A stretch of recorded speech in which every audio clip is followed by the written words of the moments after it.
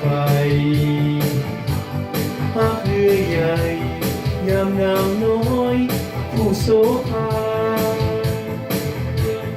สุดใจฮักเมื่อฮักนั้นมีปัญหาอยากนักหนาเพราะสองคนนั้นงามเหมือนกันน้องนั้นงามเหมือนเอื้อยงามบริพีได้แต่คิดบ่หูแต่ตัดสินใจสองน้องเอื้อยสร้างงามงามคู่กันไปฮักเรือใหญ่ยามนางน้อยผู้โสภาสุดใจฮักเมื่อฮักนั้นมีปัญหาอยากดักหนาเขาสองคนนั้นงามเหมือนกัน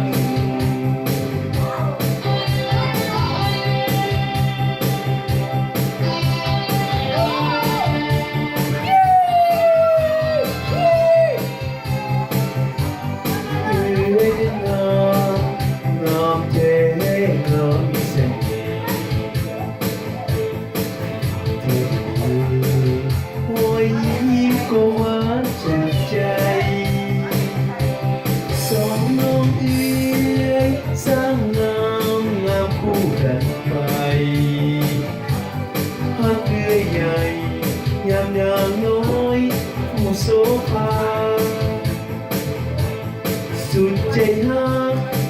เมื่อฮักนั้นมีปัญหาอยากนักหนาเขาสองคนนั้นงามเหมือนกันเอื้อยก็งามน้องก็งามจะไปดีจะไป